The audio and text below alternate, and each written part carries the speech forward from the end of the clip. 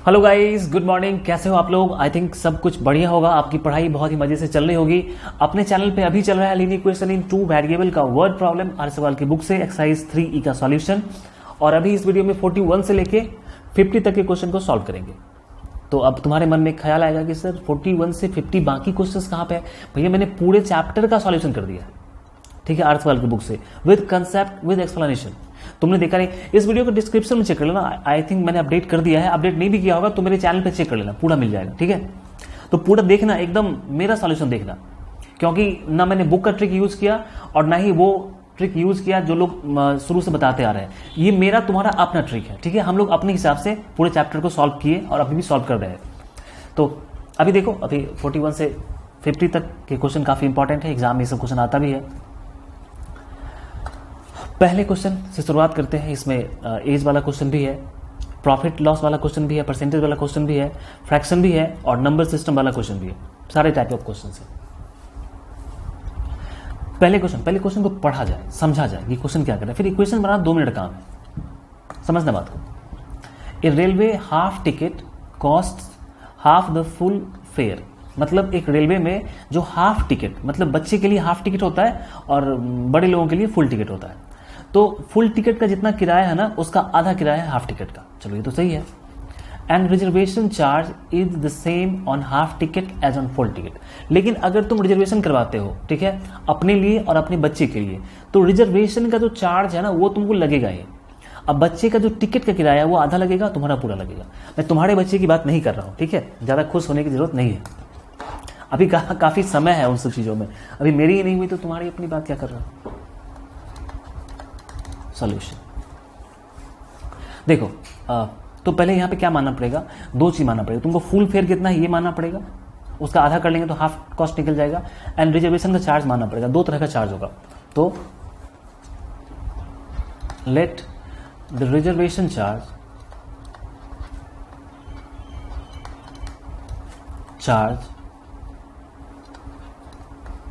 B X. मान लिया कि रिजर्वेशन का चार्ज कितना है, एक्स, एंड फुल फेयर पूरा जो किराया है वो है कितना, वाई। तो अगर तुमको जाना है कहीं पे तो तुमको एक्स रुपया पे करना पड़ेगा रिजर्वेशन के लिए, और कहीं जाना है तो फुल फेयर वाई, मतलब एक्स प्लस वाई इतना तुमको पे करना पड़ेगा। ये एक नया तरह का सिस्टम है, पता नहीं। अब क्वेश्चन क्या कह रहा है, इस क्वेश्चन के हिसाब से हम लोग क्या कहते हैं वो इक्वेशन बनाएंगे। देखो अब यहां से बात शुरू करते हैं। 1 reserved first class ticket from Mumbai to Delhi cost 4150। अब रिजर्व करके तुम मतलब रिजर्वेशन करवा रहे हो और फुल फेयर चाहिए, नहीं है ना। 1 फुल मतलब फुल फेयर लगेगा और reservation 1 reserve first class ticket, ठीक है, from Mumbai to Delhi. Mumbai to Delhi जाने के लिए आपको रिजर्वेशन करवाना है, एक full ticket plus reservation charge. तो यहाँ पे जो पहली बात आ जाएगी कि भैया मुंबई टू दिल्ली के लिए रिजर्वेशन का चार्ज इतना लगेगा और जो फुल फेयर है वो वाई लगेगा। तो दोनों मिला के मुझे कितना देना पड़ा, 4150 रुपीज। ये हमारा पहला इक्वेशन बनेगा। बात क्लियर है, कोई दिक्कत नहीं। एंड अब देखो, वाइल 1 फुल एंड 1 हाफ, ठीक है, एक फुल और एक हाफ। वो शराब की बात नहीं कर रहा हूं, दारू की बात नहीं हो रही कि फुल और हाफ पे ध्यान चला गया तुम्हारा। फुल और हाफ टिकट की बात हो रही है। तो फुल टिकट का कितना भाई किराया है, एक्स रुपया है। तो पहले तुम ये समझो कि 2 लोग हैं भाई, एक तुम हो और एक तुम्हारा बच्चा है, 2 लोग हैं। तो रिजर्वेशन को दोनों करवाना पड़ेगा, मतलब वाई रुपया, एक्स रुपया तुम्हारा रिजर्वेशन का और एक्स तुम्हारे बच्चे का, मतलब 2x। 2 लोग है ना, तो रिजर्वेशन तो कराना पड़ेगा। तो दोनों का रिजर्वेशन, एक का लगता है एक्स तो दोनों का लगेगा भाई 2x। अच्छा, अब 1 फुल, तो एक फुल टिकट के लिए y लगता है और एक हाफ टिकट के लिए y/2 लगेगा, आधा लगता है।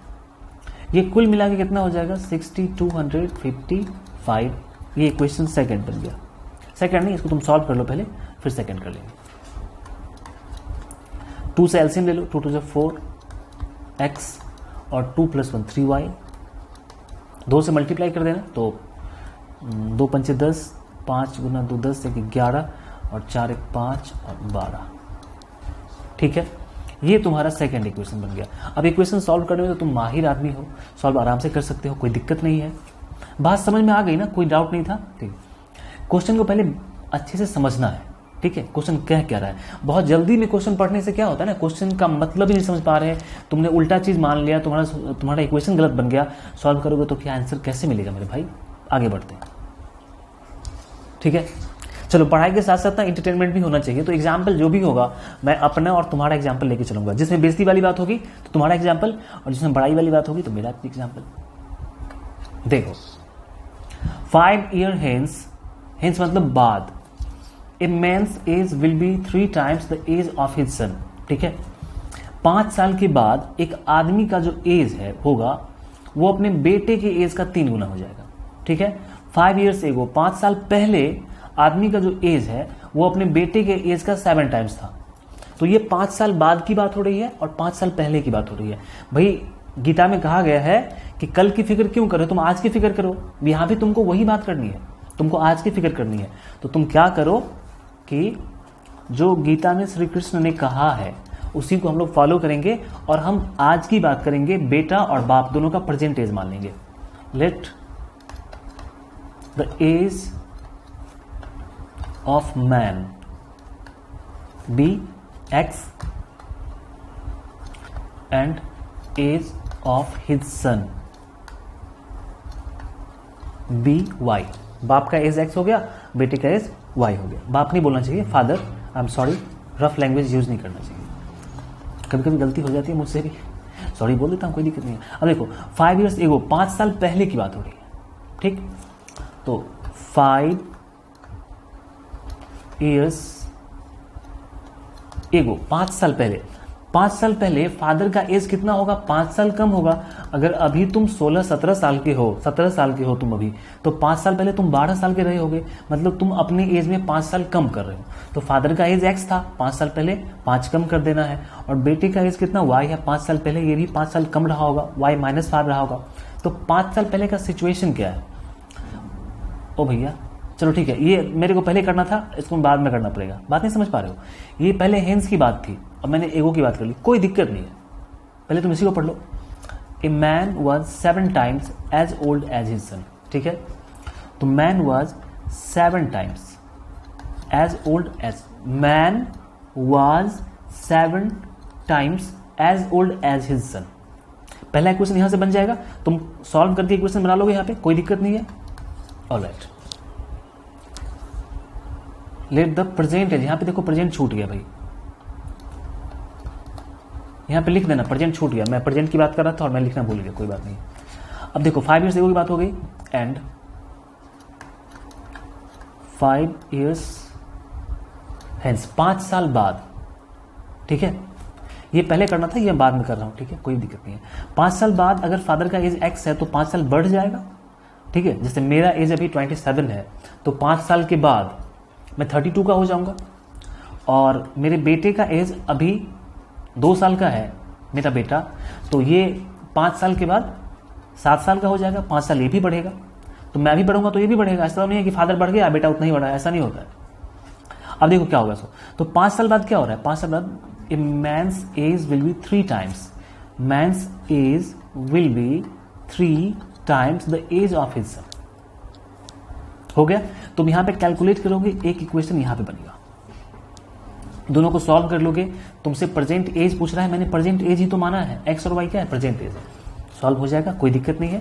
ठीक। जिन लोगों को इक्वेशन सॉल्व नहीं करने आता, भाई मैं क्या करूं, तो ये तो बच्चों वाला इक्वेशन है, क्लास 10 में आके ये इक्वेशन नहीं सॉल्व कर पा रहे हो, तो यार मेरे लिए तो बहुत शर्म की बात है कि मैं इतनी मेहनत से पढ़ाता हूं तुम्हारे लिए, हर एक कंसेप्ट बताता हूं, फिर भी तुम सिंपल इक्वेशन नहीं सॉल्व कर पा रहे हो, जबकि मैंने ये सब पढ़ा दिया है। 3B का पूरा सॉल्यूशन मैंने दिया है।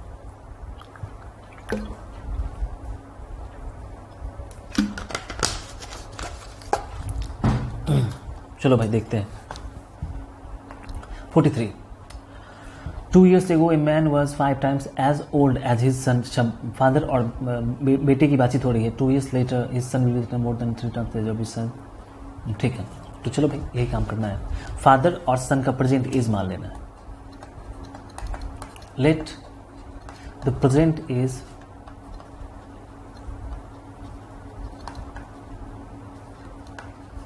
Of man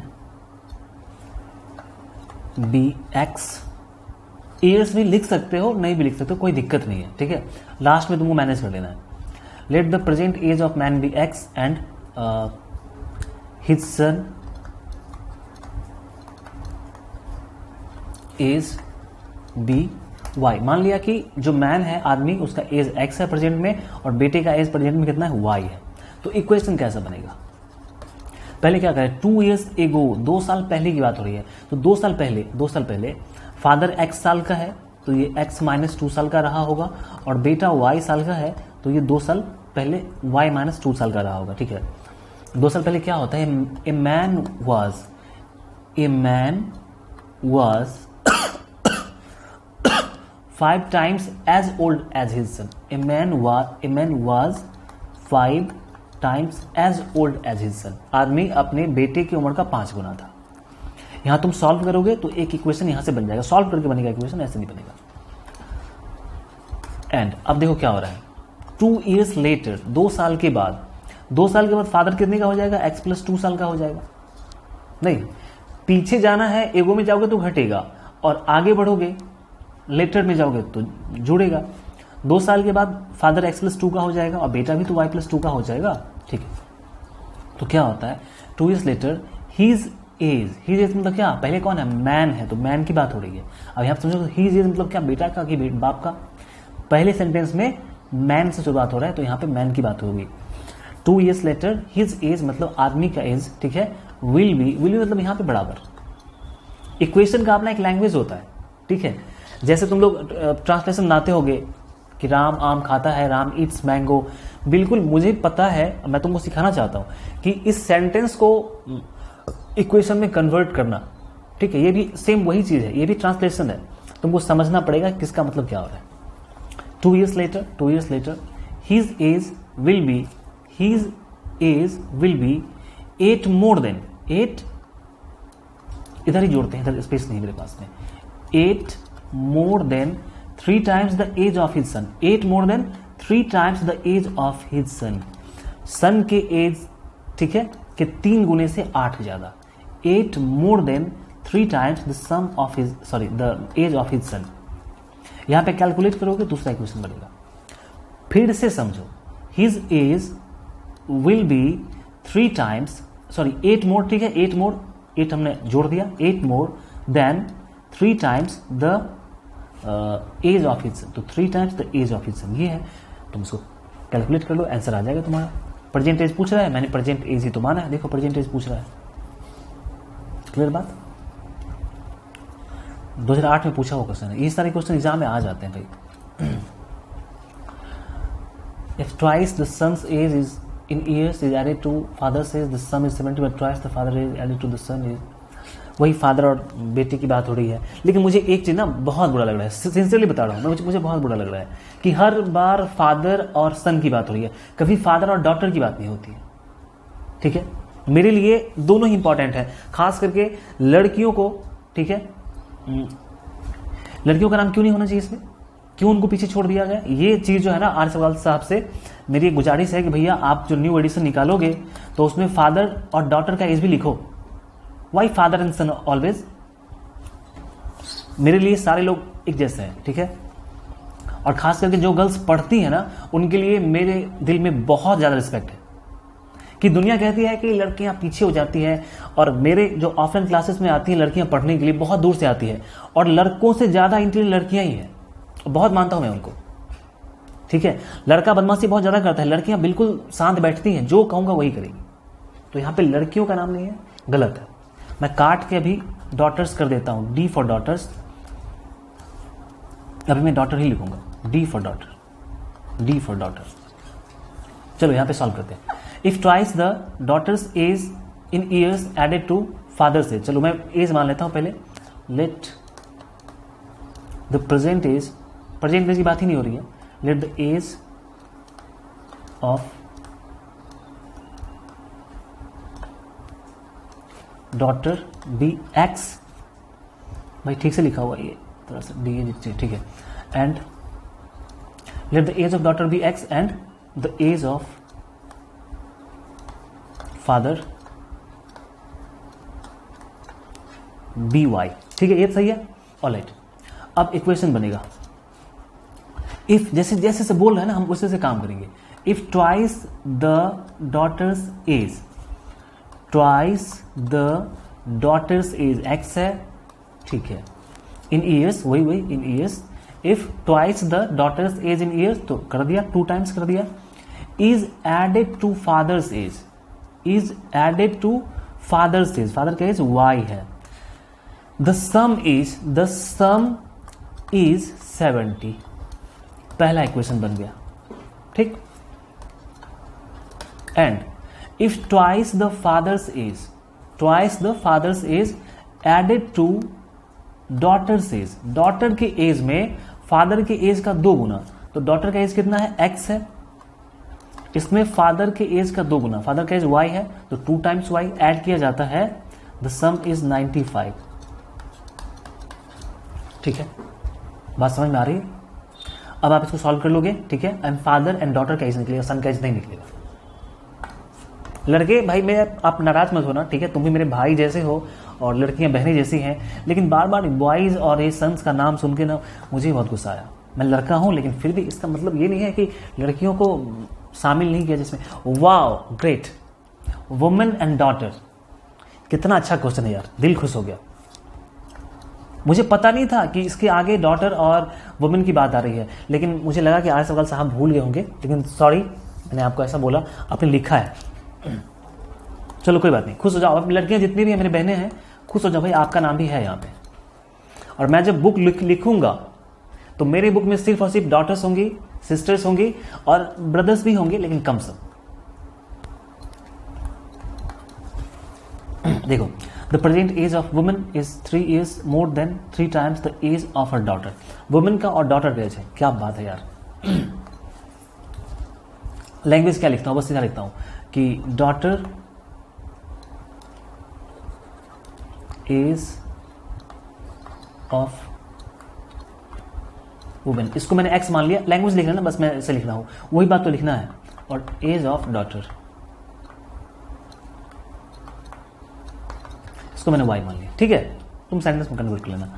the present age of a woman, present देखना क्या करें, the present age of woman, मैंने प्रेजेंट एज ही माना है, ये प्रेजेंट एज है। The present age of woman मतलब एक्स, इज मतलब बराबर 3 years more than, 3 years more मतलब 3 जोड़ना है, than 3 times the age of a daughter, 3 times the age of daughter. The present age of a woman, the present age of a woman is 3 more than, तो मैंने 3 जोड़ा, 3 times the age of daughter लिख दिया। अब इसको तुम according to question था ये, चलो x minus 3y equal to 3, ये इक्वेशन पहला बन गया। एंड 3 years hence, 3 साल बाद, 3 साल बाद माँ जो है वो x plus 3 साल की हो जाएंगी, और जो उनकी बेटी है ये y plus 3 साल की हो जाएंगी, ठीक है। The women's age will be 10 times more than, देखो पूरा सेंटेंस मत पढ़ना, आता था पढ़ो। The women's age, the women's age 3 साल बाद तो यही होगा वुमेन का age, will be 10 years more, तो 10 years more than twice the age of a daughter, daughter के एज के 2 गुने से 10 साल ज्यादा, 10 years more than twice the age of daughter.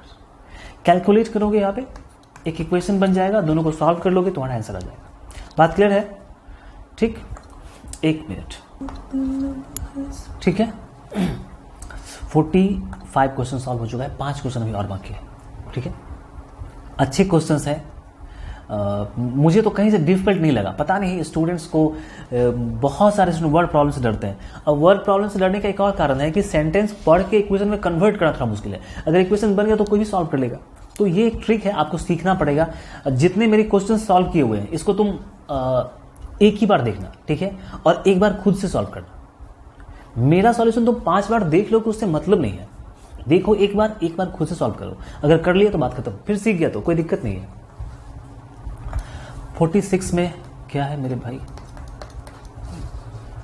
On selling a tea set at 5% loss and lemon set 15% gain, the crockery seller gains 7। अच्छा ठीक है, सिर्फ गेन की बात हो रही है, आपसे ना कॉस्ट प्राइस बोल रहा है और ना सेलिंग प्राइस बोल रहा है, सिर्फ गेन की बात हो रही है कि कितना गेन हुआ, 7 रुपया ही फायदा हुआ।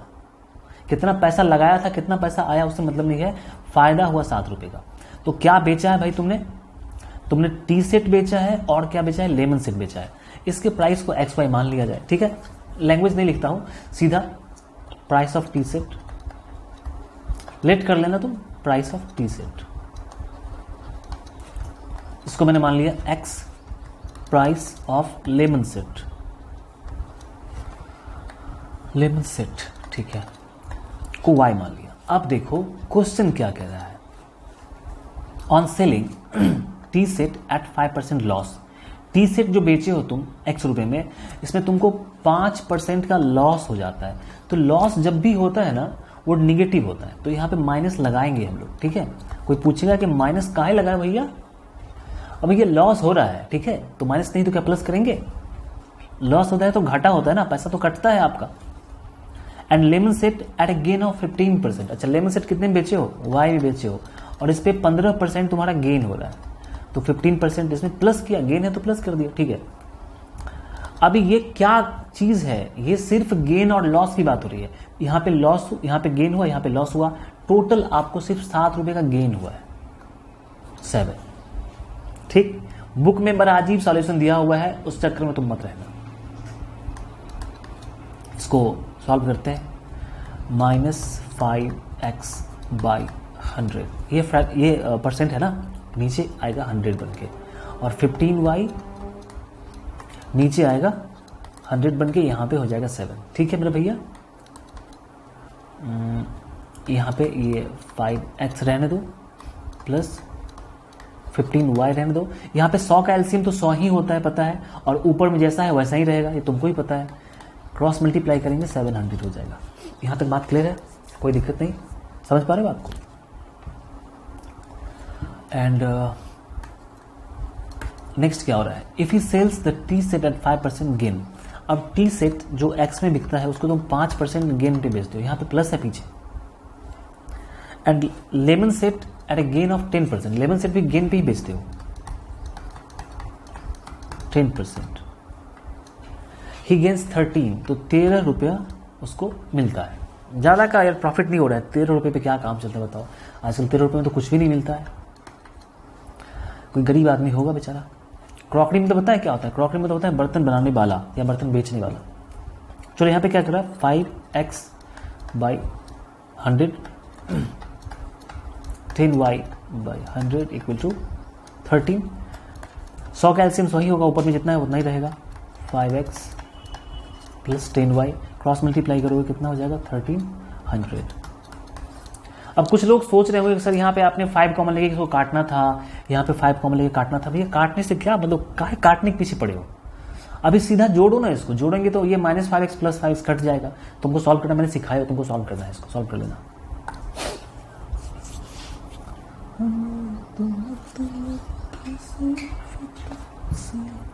कहाँ चला गया भैया, a lending library has a fix charge, वो टिकट वाली बात है, ठीक है। हम लोग गए थे ना घूमने के लिए, तो वो नहीं बताया था मैंने अभी तुमको कि रिजर्वेशन का फिक्स चार्ज है और हाफ टिकट फुल टिकट, वही वाली बात है यहाँ पे। A lending library has a fix charge, अगर आप लाइब्रेरी से कोई भी बुक लेते हो उसका चार्ज फिक्स है।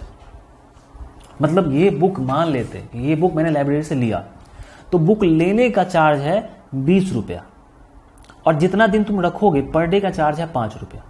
तो सिर्फ बुक लिया वापस कर दिया, तुमको 20 रुपया देना पड़ेगा, और जितना दिन तुम रखते हो तो 20, और अगर 5 दिन रखा तो 5 दिन का चार्ज जोड़ के 20 प्लस द चार्ज तुम वापस करोगे, ये वाली बात है। तो फिक्स चार्ज तुमको दिया हुआ है, fix charge. A learning library has fix charge for the first 3 days. अच्छा, 3 दिन के लिए चार्ज फिक्स है, 3 दिन के लिए आप फ्री में रख सकते हो, मतलब जो चार्ज लग गया वो लग गया, 3 दिन तक चार्ज अब नहीं लगेगा। And additional charge for each day thereafter, Mona paid 27 for a book kept for 7 days while Tanvi paid, वाह क्या बात है, सिर्फ लड़कियां ही पढ़ रही हैं। मोना बुक पढ़ रही है, तन्वी बुक पढ़ रही है, यहाँ पे कोई नहीं है, मोनू नहीं है यहाँ पे, मोना है, ठीक है, खुशी की बात है। while Tanvi paid 21 for the book she kept for 5 days। अच्छा ठीक है, तो यहां पे आप बात समझो, 3 दिन का चार्ज तुमको फिक्स रहता है। तो 47 सॉल्यूशन की बात करें, let the fixed charge for 3 days, 3 दिन का चार्ज जो है ना फिक्स है। 3 days भी मैंने मान लिया कि 3 दिन तक आपको x रुपया ही काम चल जाएगा। x रुपया दे दिया तो 3 दिन रख सकते हो, ठीक है। And charges after charges they are क्या माना जाए and charge for each day and charge for each day be y. मेरा राइटिंग थोड़ा सा समझ में नहीं आ रहा हो, कोई दिक्कत नहीं, मैंने बोला उतना भी बेकार नहीं है। अब एक्चुअली क्या करूँ यार, मेरा पेन का नीब खराब हो गया है और मैंने ऑर्डर किया हुआ है, क्योंकि लोकल तो मिलता नहीं है, इसको ऑर्डर करना पड़ता है अमेजन से या फिर फ्लिपकार्ट से, और हर जगह अवेलेबल भी नहीं होता है। तो 1 महीने में देगा तो मैं बैठूँ, ये अच्छा लगता नहीं है, तो इसलिए ये हालत है मेरी राइटिंग की। ये पेन ठीक से चली नहीं पाती, नीब से घिस गया है। देखो कोई बात नहीं, खैर मेरा प्रॉब्लम है। लर्निंग ठीक है, ये हो गया। देखो मोना के साथ क्या होता है, मोना पे 27 रुपया देती है मोना। क्यों देती है? For a book kept for 7 days, 7 दिन मोना बुक रखी है। तो देखो 7 दिन रखी है तो 3 दिन तो x रुपया में चल जाएगा। x रुपया जो आपने दिया था कितने दिन के लिए दिया था? 3 दिन के लिए दिया था। तो अब बचा 4 दिन का, अब बचा कितना? 4 दिन का, और 1 दिन का लगता है y रुपया, तो 4 दिन का लगेगा 4y। बात समझ में नहीं आई? तुमने 7 दिन के लिए बुक लिया और पहले बार जो पैसा पे किया था x रुपया, ठीक है, इसमें 3 दिन का इंक्लूडेड है, तो अब सिर्फ 4 दिन का चार्ज ही लगेगा, क्योंकि 3 दिन का तुमने ऑलरेडी पे कर दिया है। फिक्स चार्ज 3 दिन का ही है, तो 4 दिन का बचा। अब 1 दिन के लिए y है तो 4 दिन के लिए इतना, टोटली कितना लगता है? 27। कम ही लग रहा है, कोई ज्यादा नहीं है, ठीक। एंड अब तन्वी जो है ये क्या करती है, ये पे करती है 21 रुपया, बुक लेती है 5 दिन के लिए, तो 3 दिन के लिए तो आपको x रुपया लगेगा भाई। बचा 2 दिन, 3 दिन का x रुपया हो गया, बचा 2 दिन, y रुपये के हिसाब से 2 दिन का 2y लगेगा, और आपने पे करना है 21। सॉल्व कर लो, निकल जाएगा, ठीक है। तो क्वेश्चन देखने में भले इतना बड़ा लगे, lending library, additional charge, fix charge 3 day, ये वो, लेकिन ऐसा कुछ है नहीं इसमें। A number consists of 2 digits whose sum is 9. If 2 is added to the number digit, the digit change their place. अच्छा, A number consists of 2 digit number whose sum is 9. If 2 is added to the number, क्या question है? 48। रुक जा, मैं तो देखूंगा यार, question तो गलत लग रहा है यार। 1 मिनट रुक जाना यार, प्लीज प्लीज प्लीज। कौन से बुक से मैंने इसी बुक से तो लिखा हुआ था यार। 48 27 इज एडेड। देख के ही लग रहा था कि 27, यहाँ पे 2, यहाँ पे 27 होगा मेरे भाई, 27, ठीक है। 9 है, 27 है, 3 हटा लो, 6 बचेगा, 3 36। ये आंसर होगा। चलो मैं देखता हूँ सॉल्व करके। ये मेरा ट्रिक है, ये मैं तुमको बताऊंगा अभी इसको, ये ट्रिक बताऊंगा। किसी भी क्वेश्चन देखोगे ऐसा वाला क्वेश्चन ना, एक बार में ऐसा बता दोगे तुम, ठीक है। अब मैंने कैसे बताया लास्ट में बताऊंगा। चलो सॉल्व करते हैं। आपको पता है क्या करना है, यूनिट प्लेस लैंग्वेज लिख ही देता हूँ, चलो कोई बात नहीं। Let the digit at unit place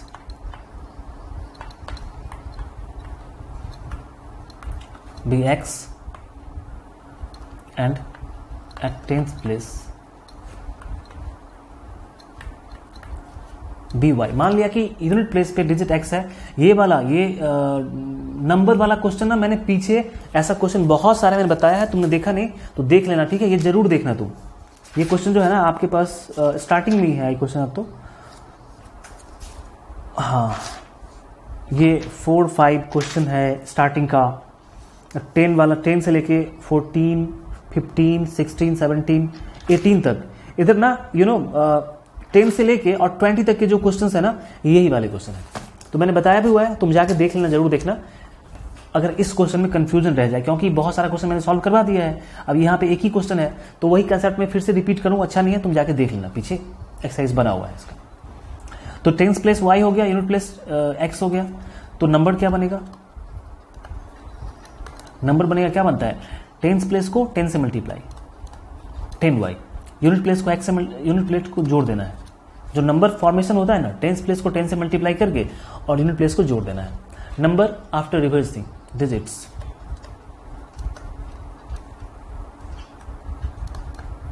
after reversing digits.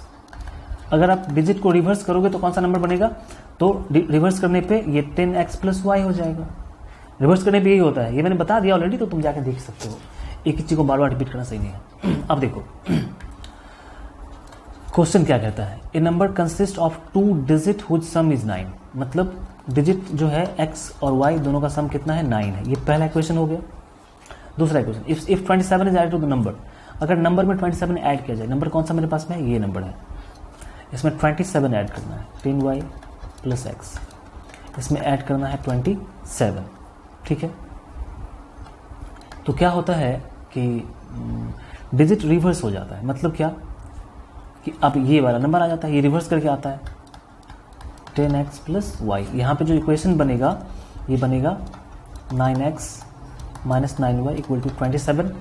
Solve करोगे इसको तो x minus y equal to 3 हो जाएगा, ठीक है।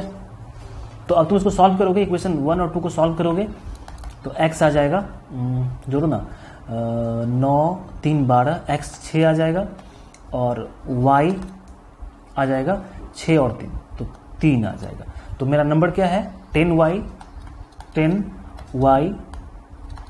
प्लस x, 10 30 और 3 36। 36 मैंने लिख दिया था, पहले लिख दिया था, ठीक है। बात समझ में आ गई ना?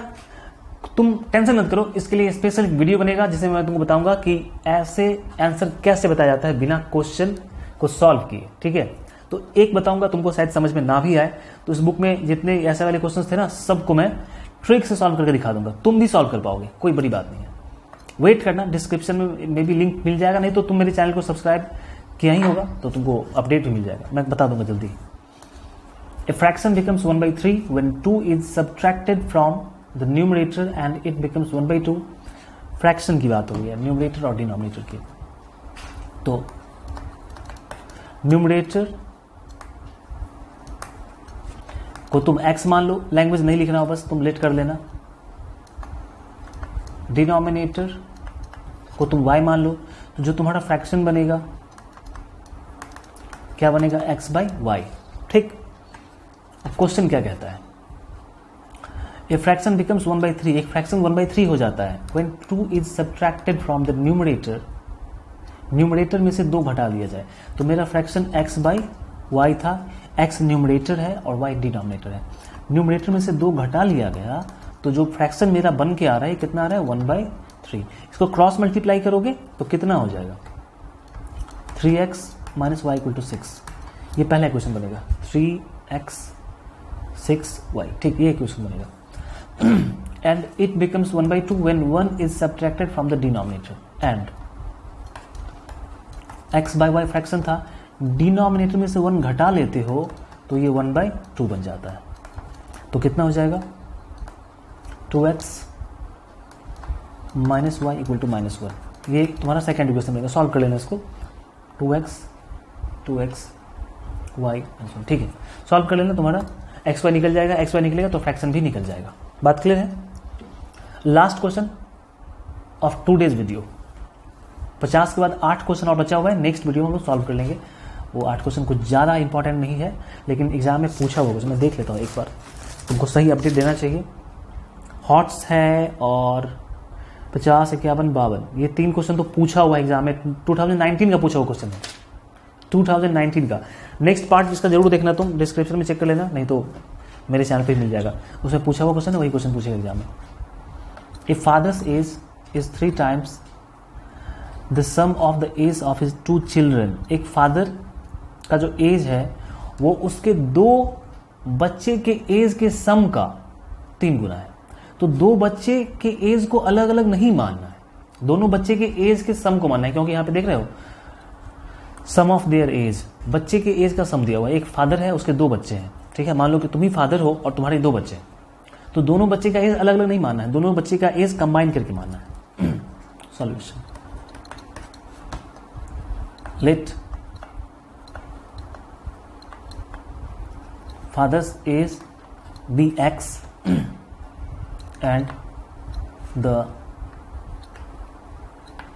sum of the age of his 2 children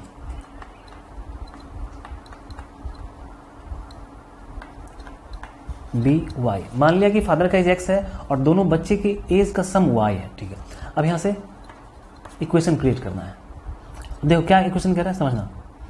ये फादर्स एज, फादर का एज एक्स है, जितना बोला उतना ही काम करना है। एज मतलब बराबर 3 times the sum of the age of his 2 children, दोनों चिल्ड्रन के एज का के सम का 3 गुना, दोनों चिल्ड्रन के एज का सम y माना है, इसका 3 गुना। यहां से x minus 3y equal to 0 पहला इक्वेशन बन जाएगा। एंड आफ्टर 5 years, 5 साल के बाद, यहां समझना, अब 5 साल के बाद फादर का एज x प्लस 5 हो जाएगा, ठीक है। क्योंकि 5 साल के बाद तुम 5 साल बढ़ जाओगे और बेटा 5 साल, अब चूंकि 2 बेटे का एज है तो दोनों 5-5 साल बढ़ेगा। जैसे मान के चलो कि तुम्हारे पास में 2 बेटा है, एक 6 साल का, एक 4 साल का, और तुम खुद हो 25 साल के, नहीं बहुत छोटे हो जाओगे तो 30 साल मान लेता हूं। तुम 30 साल के हो, तुम्हारा एक बेटा 6 साल का है और एक बेटा 4 साल का है। 5 साल के बाद तुम कितने के हो जाओगे भाई, 35 के, और दोनों बेटे का सम कितना हो जाएगा, ये 5 साल ये भी बढ़ेगा, 5 साल ये भी बढ़ेगा, तो 6 4 10 तो ये ठीक है, और 10 ये दोनों मिलके 10 साल बढ़ा है ना, तो तुमको 10 ऐड करना पड़ेगा। तो अपने एज में तुमने कितना ऐड किया, 5, लेकिन 2 बेटा है, दोनों में 5 प्लस 5 10 ऐड करना पड़ेगा। तो यहाँ पे 2 बेटे की बात हो रही है, तो इसमें दोनों बेटा 5-5 साल बढ़ेगा, मतलब 10 साल बढ़ेगा इनका एज का सम। बात क्लियर है। अब क्या होता है, his age will be 2 times the sum of their age, 2 times the sum of their age। इसको तुम कैलकुलेट कर लोगे, यहां से इक्वेशन बन जाएगा और एक्स वाई का वैल्यू निकाल लो, परसेंटेज निकल जाएगा।